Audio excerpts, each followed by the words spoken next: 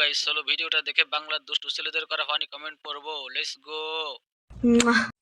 তুমি পাখি উড়াল দিলে আমি অন্য পাখি ধরে আনবো, কারণ আমি শিকারী, ভিখারি নই।